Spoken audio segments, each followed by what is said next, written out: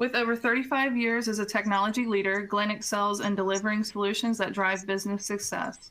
He began his career with a degree in electronic engineering and spent 10 years in industrial R&D and materials science before shifting to IT to leverage emerging technologies.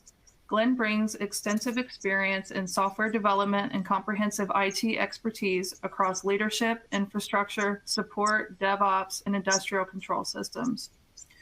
Marla has been working in the software and application space for over 20 years. She has worked with leading edge technologies from data to AI to automation, and now with Datamatics, the combination of AI and intelligent automation. She has worked with companies to streamline processes and reduce manual efforts across industries from banking to healthcare to manufacturing and logistics. She lives in Dallas, Texas, and loves college football. I will now hand the webinar over to Glenn Plunkett. All right. Thanks, Aubrey. So here's what we're going to cover today. I won't spend too much time on that. Our topic, of course, is robotic process automation. And we're sort of considering this an introduction, right? A basic overview of what RPA is for business users. And in simplest form, robotic process automation is what we do to train a computer to do things that humans have traditionally done. So any process that's highly repetitive, follows an established set of rules, or that might suffer from issues with inaccuracy or inconsistency is likely a good candidate for RPA. We tend to focus the technology on tasks that are important or even business critical, but don't necessarily constitute truly high-value work. Ideally, what we want to do is utilize technology to perform as much of the work as we can all by itself, instead of using people to manipulate the technology. If you think about it, our companies, we have a lot of software systems that do a lot of things for us, but we're really using humans to manipulate that technology rather than really using the power of the technology to do some of the work. An example of this is posting a payment in your receivable system. There are really only a few things that need to be done, but far too often we find ourselves using the computer as a kind of a proxy for our old paper processes. Our computers are perfectly capable of doing that work on a routine basis, so let's teach it how. Using RPA can free up our staff to do the things people are actually good at and which add value to our operations. And along the way today, we're going to talk about the Datamatics platform itself and make an exciting announcement. So first survey here today. Tell us, are you using RPA and or AI in your business today? Yeah, we'll give everybody just a minute to answer that. I did want to point out in the resource section, if you are interested in any other upcoming webinars, we've got those listed there in the resource section. All right, I'll hand it back to Glenn. Sorry for that interruption there, Glenn. That's okay. Thanks, Carrie. So we'll give you a moment to answer. Give us a level set so we know where our audience stands.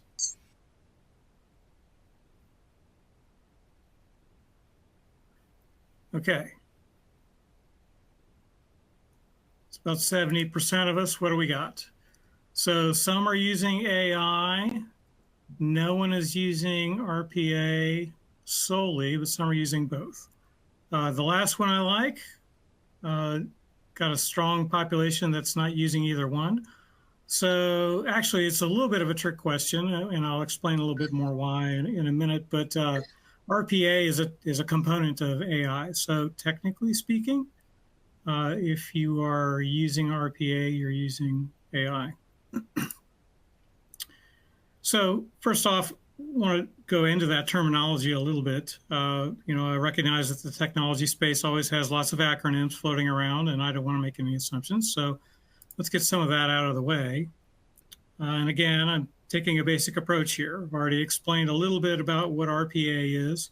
I should probably emphasize that robotic process automation doesn't mean you have a physical robot walking around your office. Although most of the time we do need to dedicate one or more computers to run RPA processes. Other than that, there's no hardware involved. So not robots or robot arms, but autonomous processes is what we're really looking at. So automation is the key word. RPA can interact with other software systems like a human would do, including mimicking what a human would type into an application or a web page, mimic mouse movements, click buttons, things like that. It can also perform tasks in the background, like reading and responding to emails, routing work to humans or to other bots, and that sort of thing. So speaking of bots, in the context of RPA, we talk a lot about that. It's shorthand for robots, of course. Think of them as a digital worker. What they're actually doing is they're actually a group of autonomous software processes that we train to recognize data and events and respond to them. So the bots run on a server to perform whatever work needs to be done. And then lastly here, we've got IDP, Intelligent Document Processing. It's an entirely different technology, really, but it's frequently used in conjunction with RPA. And we use IDP to enable a bot to read a document, find text within it, create new documents, translate them, that kind of thing. This, of course, is an important capability. It calls out an important point as well. RPA projects almost always utilize multiple different technologies. So, sometimes it can get confusing because the acronyms mean a different part of the process, but we're really doing one thing, and that's automation. Again, we're utilizing multiple different technologies and pieces of software, just like a human does in the course of doing our jobs. And collectively, you'll hear us talk about these technologies as intelligent automation. There are some subtle differences between strict RPA and intelligent automation. I won't get too much into that. But this combination of RPA and IDP, constitutes a lot of the financial processes that we perform every day. And of course, that's the main focus of what we're going to talk about today. I'll give you an example. So a vendor sends you an invoice in the mail, you open the envelope, pull out the invoice, you read it. You find the company name that it came for, you find your purchase order number, maybe you look those up into your ERP or your accounting system, creating invoice record, things like that, and you file that away. The computer is perfectly capable of doing what you just did, right? And using intelligent automation, we help the computer learn how to do that. The last thing I want to mention here, again, is going back to the idea about artificial intelligence. I'm sure you hear the AI acronym many times a day at this point. We'll talk about it here as well, because as I said, RPA, IDP, they're really elements of AI, sub-technologies of AI. So think of AI as an umbrella term. Yes, there are some nuances here in the terminology, but these, are kind of catch-all terms. And again, we're all talking really about the same thing, the same process of using these technologies to automate routine tasks that our information workers are performing. So I want to talk a little bit about the Datamatics platform. There are a number of off-the-shelf RPA platforms available out there. We've evaluated and worked with several of them. And with this webinar, Clark Schaefer Consulting officially announces our officially announces our reseller partnership with Datamatics, and we're really excited about that. I'm going to turn it over to Marla Lafitalo from Datamatics for a few words about the platform and its capabilities. Marla? Great. Thank you so much, Glenn. Your definition makes my slides so much easier. So the Datamatics platform is an overarching intelligent automation platform. It consists of three main components, one of which is TrueBot, which is the RPA piece. The other is TrueCap, which is the IDP piece.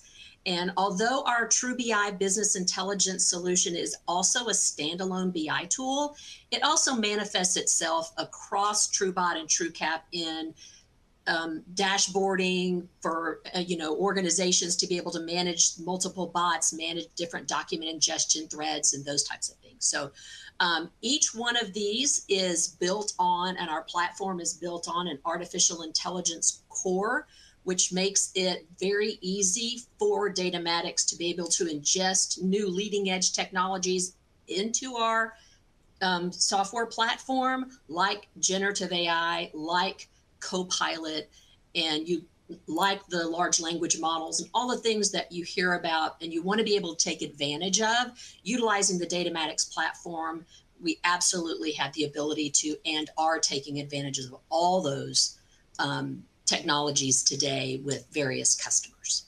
So, you know, when I talk about TrueCap, it's IDP, TrueBot, it's RPA. I'll try to use both so that when I talk about the case studies and the things that we're discovering around ROI, I'll be talking with regarding these platform components. So, thank you, Glenn. Cool, thanks. So, as I said, Clark Schaefer's worked with a number of platforms. We chose Datamatics specifically for how it's positioned in the market. So think attractive price point, extensive capabilities. There's also robust training on the platform as well.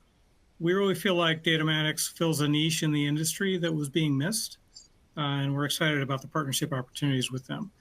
We'll talk a little bit more about what some of those metrics mean and what a project looks like here in a few minutes. First off, I want to go to some stats. So we're going to talk about why is RPA important and useful, and also some RPA stats in the market in general.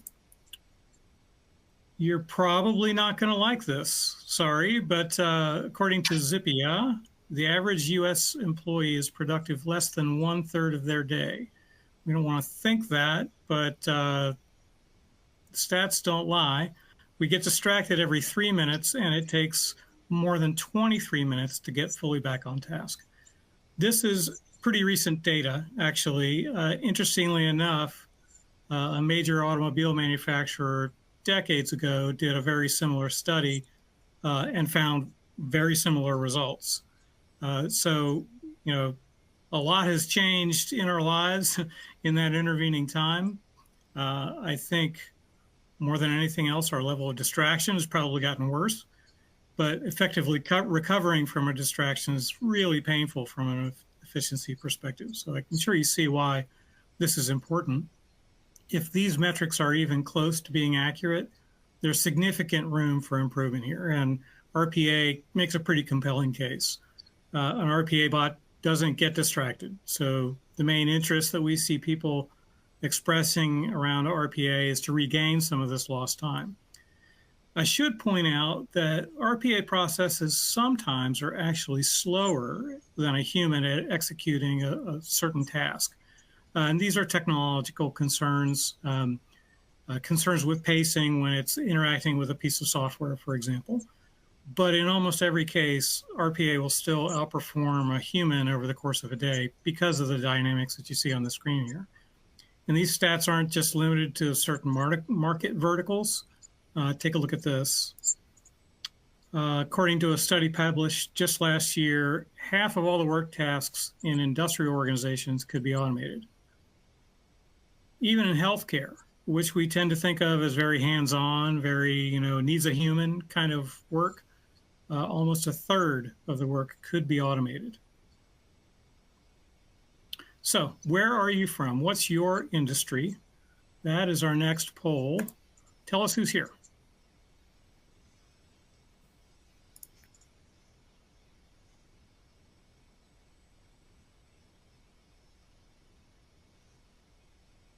I couldn't fit everyone on the slide. Were you in manufacturing and distribution? Financial or business services, healthcare, retail, construction, energy, food and bev, insurance, or other?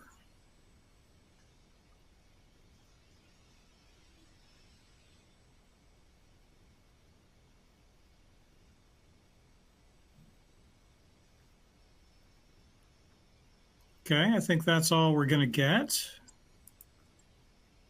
All right, our manufacturers are here. Not a surprise there. Finance and business services also. Not a surprise. This is really good. All right, great. Thank you. That's helpful information for me. So we've determined that there's room for improvement, right? But despite the opportunity there, the market still has a lot of room to grow. Only 22% of organizations currently don't have a clear vision for intelligent automation. 41% don't have a strategy that spans the entire enterprise. And a third of CFOs responding to one survey don't feel like RPA is a priority. Marla, do you see that in the market as well? What's the size of the opportunity? Yeah, so what we see is that even though it says here that 1/3 don't consider RPA a priority, that means that 2/3 either consider it a priority, 67%, right? Considered priority, or at least consider it to be, an integral part of their future when it comes to transformation and moving forward with automation. So what we really see is, similar to here, 67% of people are looking at automation as a priority. And a lot of it is not just, I want to reduce my staff or I want to move my staff to a different area. A lot of it is, hey, my company is in a growth mode.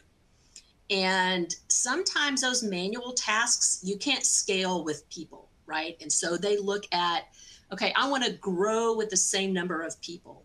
And that is really spurring a lot of automation today.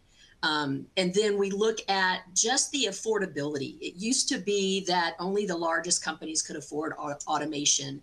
And what we're seeing now with all the technologies around AI and co-pilots and Gen AI, we really are seeing that now the small to medium-sized business sector absolutely has access to automation because of the low-code, no-code interfaces, the ability to have a process automated without needing a big IT infrastructure or Python programmers to have AI, right? So we really see our partnership with Clark Schaefer is integral to this piece of it because we need partners like Clark Schaefer that not only understand the technology, but understand the business and understand the processes and can really leverage their knowledge and capabilities to make these automations successful to some of these companies that, again, don't have the large IT budgets and they don't have all of the change management. And those are the things that Clark Schaefer brings to the table and that we are so proud to be partnering with them. Well, thanks. That's awesome. Okay, so interesting dynamics for sure. Apart from productivity, opportunity, there's some other reasons to believe too. So let's go through some of the other benefits here. Consistency and rule enforcement, right? So every company has certain ways we like to do things. Call them our business rules, and how every one of our processes executes is somewhat unique to how we do things. Software bots enforce your business rules with near perfect consistency every time, repeatedly. Another area we see is issues in staff capacity and hiring. Going back to what Marla said, this, especially in the past few years with low unemployment and return to work and things like that, this has been a big issue for us. So companies are starting to look at automation as a way to help mitigate staff constraints. So number of staff or how many or how quickly you can marshal staff to do a certain process, to eliminate bottlenecks, things like that. RPA helps here tremendously. Maybe you have cyclical demand or you have a backlog that you need to catch up on. Intelligent automation can help you scale and resolve some of those issues. And lastly, RPA can help facilitate insights into the efficiency of your processes. So use RPA to generate metrics on what you're doing, how long it takes, and then help you cultivate data around your customer experience, service delivery, things like that. So it gives you opportunities that are much more difficult if you're executing everything manually. I'd encourage you to think really about intelligent automation as part of a digital transformation journey. It's an important component, not just removing paper, or updating your ERP system, but how do we look at automation and really using the technology to accomplish tasks for us? So you might ask, well, what can and can't be automated using RPA? For the most part, we want to see candidate processes that are well-defined or can be well-defined. Something that's done the same way each time, it's repetitive. So any tasks that are highly fluid or customized may not work as well. You can still have exceptions on how things work, but those exceptions also need to be somewhat defined. Oftentimes we'll structure things such that the RPA bot will give exceptions or issues to a human to finish or resolve them. Now, I want to point out, it's your process that needs to be consistent and repeatable. The data itself can be variable. So if you think of something like a quoting process, every sales order is somewhat different from the previous one, right? But your process of executing through that work of getting a sales order generated and delivered and then confirmed, that should all be fairly standard. That's what RPA is going to do. And it doesn't necessarily care about the content of that order so much as the process. So to say that everything has to be the same isn't quite true, but the process of work, the repetitive motion, needs to be pretty consistent. So here's some specific examples. Like we said, we're kind of focusing on financial operation in our webinar today. These are great examples. Frankly, the whole area is a bit underserved or neglected when it comes to automation, but the opportunities are huge. We still see a lot of companies processing payables and receivables manually. By their very nature, these things should be done repeatably in a highly predictable way, right? A business doesn't need to be a large enterprise anymore to enjoy the benefits of automation, like Marla said. A lot of the data entry tasks, document processing, reconciliation, reporting can all be automated. And reporting is a big one. We see a lot of activity in our clients even today centered around importing and exporting data, reformatting it, collecting data from various systems. Also, we can just create routine reports on a weekly, monthly, quarterly basis, or annual basis in some cases too. These might be operational, financial reports, tax reporting, what have you. They're all meaningful amounts of work over the course of a year. That time adds up, right? And you could be using that time to better use. Sales and onboarding processes, also another great candidate. These directly impact your customer's journey, right? You can benefit significantly from using RPA to relieve the load on your staff and providing a very consistent, measurable, meaningful customer experience for your clients. So think about timeliness, consistency of the opportunity, ways to upsell, things like that. So all of these items can be automated, and really, there's no limit to what area of a business can potentially benefit from RPA.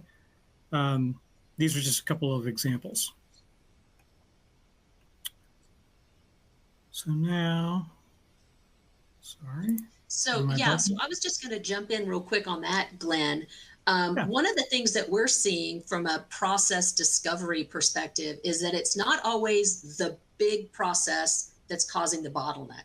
A lot of times there's a lot of underlying small processes that are creating bottlenecks that can be automated and serve up to some of those larger projects like lockbox reconciliation, looking at documents, that are used in a solution, but perhaps are currently manually entered statements, some of those types of things. So one of the things that Clark Schaefer does from a process discovery perspective, and one of the reasons why we are so excited to be partnering with them, is they look at the entire process.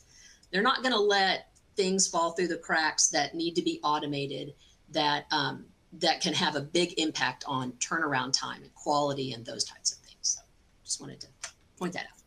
Great. Yep. Thanks.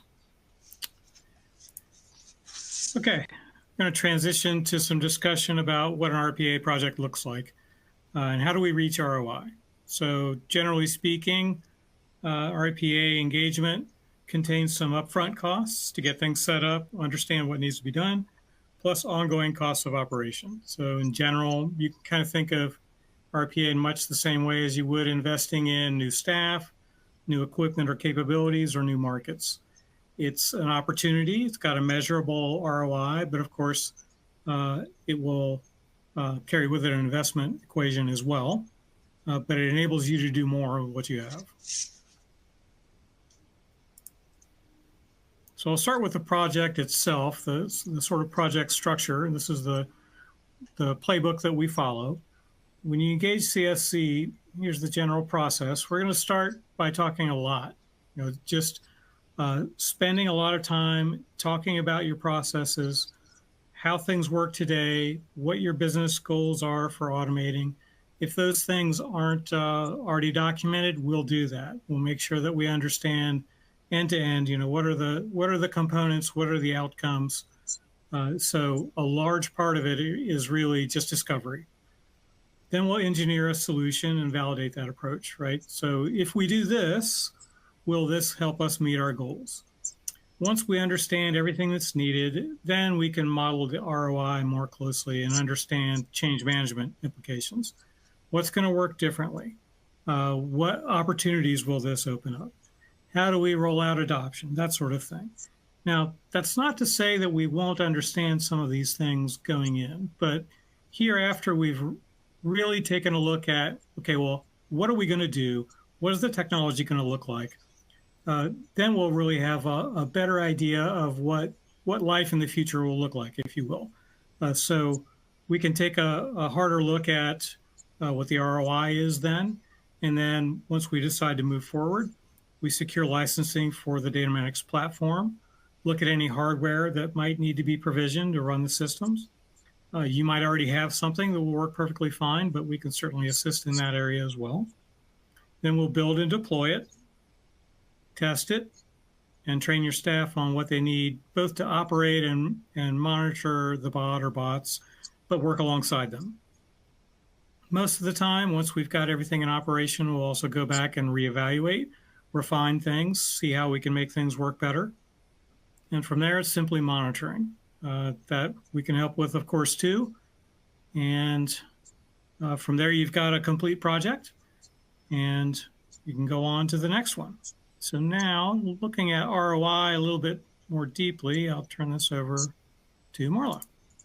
Great. Thanks, Glenn. So specifically looking at ROI, there's what we look at is we see three components. We look at identifying your automation objectives. A lot of people, it's not always just, staff movement to a more strategic area or shifting processes. A lot of it is that growth strategy that we talked about. SLAs, Glenn mentioned, peak times that you may have that you need to meet SLAs, customer experience, customer satisfaction scores, quality, again, looking at the fact that a bot does the same thing every time, emails don't fall through the cracks, those types of things that allow you to really focus on, your business and focus on your customers. So looking at your key objectives and understanding what those key objectives are is going to be very critical to your ROI. Because once you have those, then you can look at your KPIs, right? Then you can look at, okay, if I'm on a growth path, I need to know how much am I wanting to grow? And in that time, what might happen to wages during that time? Even down to what might happen to benefits, right? My benefit percentage of my wages. And so really looking at the KPIs around, if it's growth, you need to look at those types of things. If it's, I'm taking a department and I want to shift these people over to a more strategic area, whether it's for employee satisfaction, which is very critical in this day and age, and you want an employee culture that isn't just a standard mundane data entry, but something more strategic.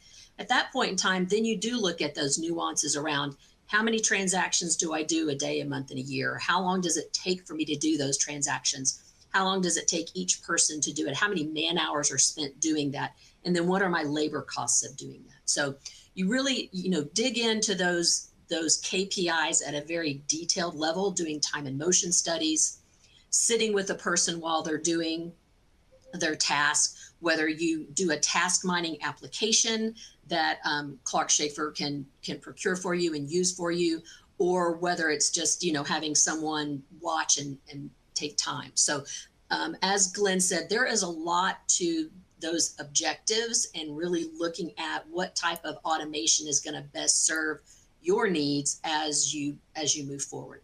And then you take those estimated costs. What is it costing me today? And then what is it going to cost me with automation from a licensing and an implementation and project management and hardware if it's needed? And what is it costing me today to look at my ROI? And we really look at ROI over 3 to 5 years. Looking at a 1-year ROI is, it isn't really feasible because you do have, like Glenn mentioned, you have those upfront costs around designing the system. And where we really see the ROI coming in is, looking at it from a 3 to 5 year kind of crossroads. And then, of course, like Glenn said, measure, analyze, and improve. So you should always measure. You should always be analyzing. You might be able to find, it's very common to find, another process as I'm looking and I'm analyzing what I've currently done. I go, oh yeah, well, there's this process over here that's really causing a bottleneck. So you're always wanting to be, monitoring. Change management is huge as you're training new people. All of that goes into that ROI component that you're looking for. And so just a couple of ROI achievements that we've done where we've actually done case studies and we've done the time and motion studies and we've clocked the people on what they're doing today. And looking at some of those achievements we've outlined here. For example, one of them is a large manufacturer. We're using artificial intelligence and machine learning to extract data from their invoices, so a person doesn't have to enter that information anymore. Then we do the 2- and 3-way matching with RPA, and then we're pushing it into their downstream systems for further processing. So looking at taking the human piece out, they looked at improved cash position because we actually are doing some of this in the middle of the night. Bots never get sick. They never call in sick. They don't take vacation, and they are just working all the time. And so, the turnaround time, improvement in turnaround time was significant for this particular manufacturer. And then they saw a significant increase in employee efficiency. I didn't have this on here, but they also saw a rise in employee satisfaction by being able to be involved in technology. And then sales and orders, Glenn mentioned, we have a manufacturer that has a very sophisticated and complex product matrix, hundreds of thousands of products in different configurations. In this case, we're using TrueCap, we're using AI to extract the data from incoming quotes and order requests. And then we're using artificial intelligence to match that into their complicated product matrix in order for their salespeople to spend more time doing things like upselling and spending time with customers and making sure that their customers are happy and really using those salespeople for more than just order takers and really using them to impact their customer base. And then, of course, data movement. We have a large distributor that they keep all of their order information and their stock information in a CRM, and they need to have that moved into their downstream inventory and ERP systems. And they used to have people doing this, and once we have automated the actual automation runs in the middle of the night, so when their demand planners get back in and they're ready to start looking at their orders and their deliveries and purchase orders, then it's right there for them. So just a couple of ROI achievements. There's plenty more, but just a couple of those. Yeah, I want to address 2 of those with some of my own thoughts. So that last one, the data movement one, almost all the documents and data that we deal with today came from a computer somewhere. We might get it as a PDF, which is really just digital paper, right? Mm-hmm. If it came from a computer, you should probably not be manually typing it in, right? There's a better way to get that data into whatever its destination is. The second one there, the sales opportunity there, I like that one because there's a lot of sales activity which is highly manual, and it's really necessary, for the process and to understand what your sales pipeline is, things like that. But taking some of that off of the salesperson's plate allows them to focus on the people, and I think that's a huge benefit. Absolutely. Okay. Thank you, Marilla. So here's our third survey. As you think about some of the things that we're saying, is there a particular area that stands out for you? Is it ROI? Is it just the efficiency gain? Is it all about staff for you? Or are you thinking competitive advantage? And I really probably should have had an all of the above, but I didn't. Or do you think, well, automation really isn't as important as I thought?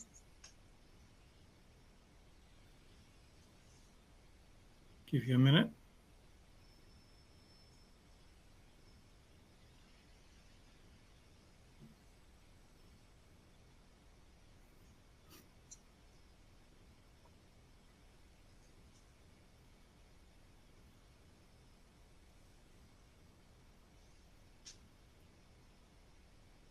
All right, let's see the results. Efficiency, that's kind of what I expected. And that's, as I said earlier, that's really where most people's thinking goes first. So, all right, thanks for that. Okay, wanted to share a few words on what we've learned from some of the automation projects we've done. I hope you find some of this helpful. So first of all, any automation project is a great time to take a hard look at what you're doing and why you're doing it, right? So I mentioned earlier, our engagement process starts with talking a lot about, what it is that we're trying to automate. Be willing to invest time in questioning everything. Question how you do things, optimize your process. If you want to if you want to automate a process that doesn't really have formal documentation, we're going to want to do that. It's a good time to really sit down and say, okay, this is our official way of doing things. You've likely heard people say, well, if your process is broken to start with, once you automate it, it's just going to fail faster. Very true. In other words, it's still going to be broken when it's automated. So let's take some time to give it a tune-up. Go to your experts. They are the ones with the best source of information on your process. The people that are working it today, they know what's beneficial and what isn't. They know whether you're following what you say your established practice is or not. Enlist their help. And also make sure that they know your goal is not to replace them, but to help them, to maybe change their job, but emphasize the fact that we're bringing in a new tool to help them get the work done. And odds are good that automation is going to take some things off their plate that they don't particularly love. So make a big deal about that. Talk about those things and enlist their help in getting there. But make sure that you leave them knowing that you still value, their contribution. You just want to get the most out of it. Focus on data. So I'm talking both what's going into the process and what you're getting out of it. The entire point of RPA, after all, is really moving data around, right? Move it from one place to another, manipulate it. Keep your sights on proper data handling, naming of things, curation of that data. That's going to pay you dividends down the road. Fourth, and some people honestly disagree with me on this, I recommend that you tackle an easy project before you double down on the big ones. You're going to learn a lot from your first RPA project, and most of it isn't going to have anything to do with RPA. It'll have everything to do with your own company, managing change, how you document things, how you redirect some kinds of work, the organizational impacts that you're going to need to address.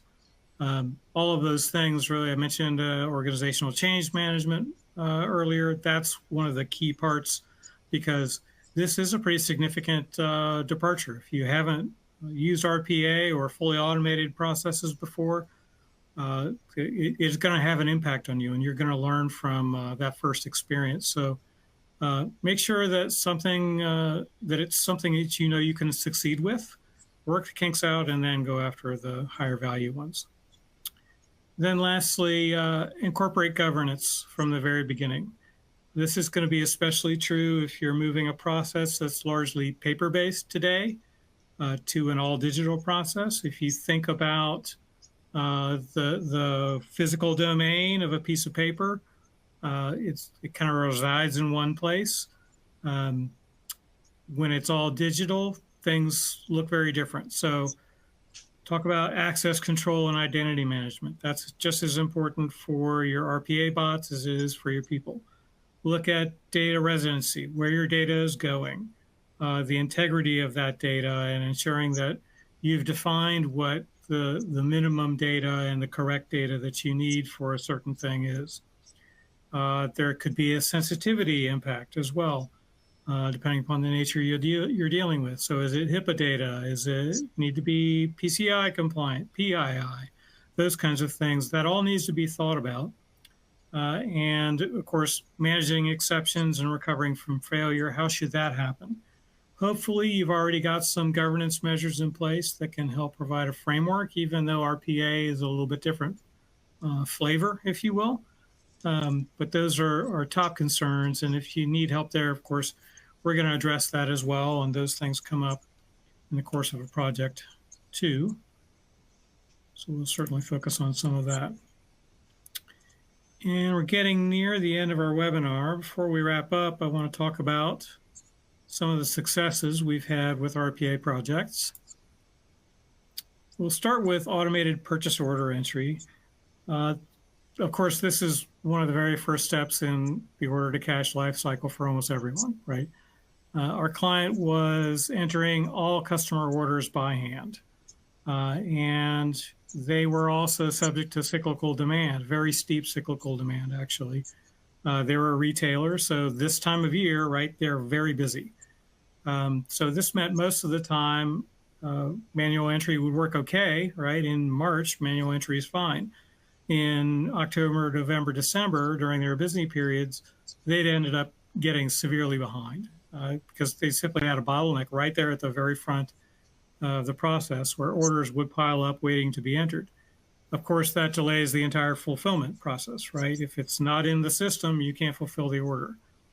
To boot, they also had a very niche ERP system designed for their industry, so there weren't a lot of off-the-shelf products or choices of things that could help them. And naturally, you know, every customer has a different purchase order format. So what we ended up doing was automating that inbound order process by creating bots, which understood close to 80% of their customer purchase orders, so they could translate them into a common format that their ERP system could import. And so their data entry needs dropped from several days a week to virtually zero. Today, they're handling, you know, the few one-offs manually, but all their major customers come in and they've got a bot just for those customers and extracts the data from them. And it makes their high demand times run much more smoothly. This also highlighted a need for them to help manage their entire chain because they started to see where bottlenecks and failures were occurring further down the line that they never had the chance to even focus on until they got this one step right at the very beginning all figured out. Second example is employee onboarding process. This client had relatively high turnover. They have multiple locations.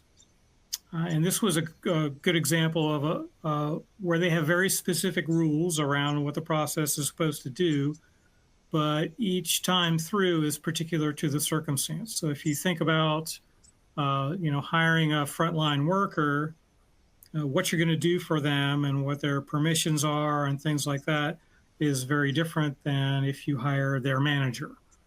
So that that set of rules needed to be adhered to. And they started off doing it all manually, right? You have IT and HR staff manually set up all their accounts and permissions, their email address, the documents they need, that kind of thing. So we were able to use RPA to handle the majority of that work, both for onboarding and offboarding when someone leaves staff.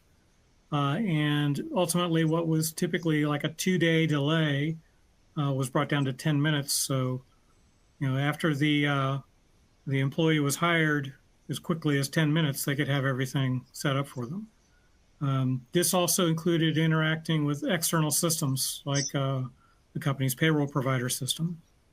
So highly distributed, key process, urgent process, but not necessarily an important process. So it was taking a lot of time, things that they had to do, right, but freed up a lot of time for them to focus on things that were more important.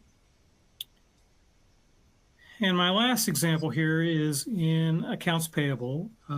We're actually still working on this project. It is supposed to launch this year.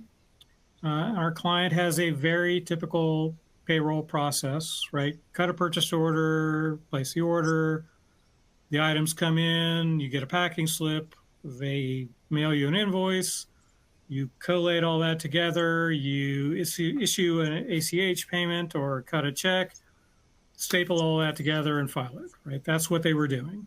They have an accounting department that operates the processes for 5 different entities. So each one's a little different. They've got their own complexities, their own set of vendors, things like that. So we're building a complete digital replacement for that manual paper process. So anything that they get in paper, they simply scan it and it goes into a folder, and anything that comes in electronically, they drop it in that folder. So the solution uses IDP, Intelligent Document Processing, to read the vendor documents, pull the data that's needed from them, and know where the documents need to go, who needs to take care of them, and collates them automatically for the accounting staff. Interestingly, the client has one vendor that still creates handwritten invoices. The system was able to read the handwritten purchase order number right off their invoice with minimal training. So it's a great example of multiple technologies at work and using the latest and greatest.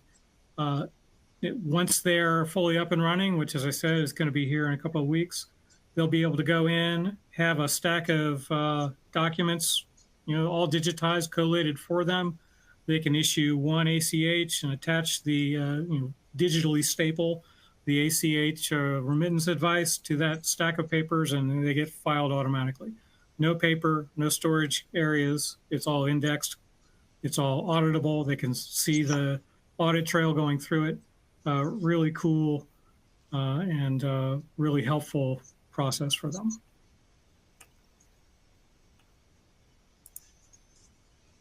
So now, where are we going? What comes next? Marla, you want to talk about Gen AI and Copilot? Yeah. So, 6 months ago, Gen AI, well, Copilot at least, would not have been on the slide at all.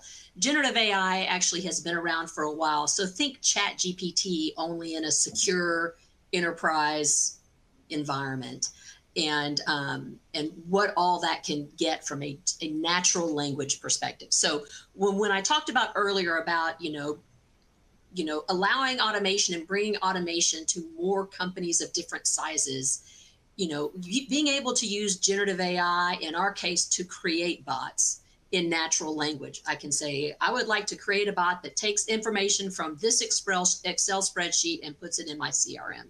You name your CRM and you name your spreadsheet, all of that type of thing. But then behind the scenes, the Copilot creates the bot, creates the workflow, and creates all the documentation.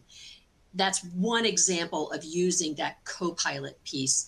AI models, the same for documents, being able to add new document types into your document portfolio, and being the subject matter expert or the business user being able to do that through the use of Gen AI and Copilot. And then, of course, just being able to query on your documents, contracts, SOWs, depending upon your different types of unstructured data or documents that you have, and being able to use generative AI to query, what are my liabilities on this contract, right? Could please summarize this SOW? So those types of just natural language queries are where we're seeing generative AI and Copilot now coming to the forefront of automation. Good, thanks. I would take agentic AI. So AI agents represent a more recently developed model, really, a reimagining, if you will, of how we can deploy artificial intelligence capabilities. So instead of a large, monolithic AI service like ChatGPT, AI agents are purpose-built applications designed for a specific use case. So think of these more akin to a staff assistant role as opposed to an entire department, if you will. So for example, you might have an AI agent and task it with researching why you have a discrepancy between your bank's records and your own ledger, and then further ask it to just automatically correct anything that it finds if the problem was ours, and just let you know. Or an AI agent could interact with a customer to determine the information needed to develop a quote, go back and forth with the customer and understand what the items are needed for your particular process to fill out all the quote properly. Then create that quote, send it to the customer, then even follow up with them in a week, and then place the order when it's all ready. You can just give them business rules and goals set for their operation by the humans, and then gather, analyze the data, understand the context, make decisions accordingly. Those are all the things that the AI agents can do autonomously. So you can already find some of this technology in some off-the-shelf software like Salesforce. New tools are coming out which make it possible to develop these and deploy them in ways that are really specific and useful in your organization. So it's something that we're definitely keeping our eye on and starting to see traction with in the market. Yeah, and we're seeing a lot of synergies with intelligent automation and AI agents and agentic AI. So you'll see more and more of those of us that offer intelligent automation and kind of on the leading edge of these types of AI agents and agentic AI. You'll see a lot more synergies along with RPA and IDP. You'll see a lot of those agents, being brought into the intelligent automation fold. Yep. Yeah, another aspect of that is agents are somewhat shareable and reusable, right? You can transfer them. So you might be able to build an agent and give it to someone else to be able to use in their operation as well. So they're smart enough to be versatile and not totally specific to just what you built them for. Yep, absolutely. All right. Well, that is our webinar. If you have questions, please submit them through the Q&A. And we probably have time, Aubrey, for just one or two questions. I think we're looking good on time, but looks like we have time for a couple. Yeah, we got a couple. Yeah, it looks like we have a few that came in here. First question, can you use RPA to get data in and out of a cloud service? Yes, absolutely. TrueBot, for example, supports interacting directly with a web application. Essentially take the place of a human operator. I talked a little bit about this earlier. In some cases, there could be better options than using the application directly, but you can. Most of the time, there are usually a couple of different ways that we can interact with a cloud app using an API, for example. So one of the things that we'll do early on in an engagement is decide what the best approach for exchanging data or interacting with external or third-party systems is, and pick the one that works best. But short answer, yes, definitely. All right. Second question, is Datamatics or RPA in general an accessible technology for small businesses? Yeah, we talked a little bit about this as well. It's a bit subjective, but one of the reasons we chose Datamatics is because it's a good fit for a broad swath of businesses, and both in type or size. So when you add in the immediate cost savings, sometimes significant cost and time savings that you get, we can usually make a pretty compelling case for it. Compelling case for it. Marla, comments about that? Yeah, the only thing I would add to that is just, from a perspective of the process, whether you need an attended bot or an unattended bot, meaning one that you can schedule and works on the cloud, or one that you run locally on your machine, depending upon your size. The ability to offer both attended and unattended bot configurations is really what brings this type of technology into the smaller business. Great point. All right. Looks like we do have another question, possibly the last one. Does RPA need to be supervised by a human? Not really. So early on, after you deploy an RPA solution, yeah, you're probably going to want to keep an eye on things. Once it's established, things are really not subject to periodically checking them or babysitting them. We set up notifications so that we understand if something fails, what's going on. Everything else should be part of a normal IT maintenance cycle. It also depends somewhat on the specifics of the automation and whether you're using a human in the middle approach. So you can set up automated workflows that don't progress beyond a certain point without a human having eyes on what's going on. So generally speaking, the care and feeding of RPA is pretty low.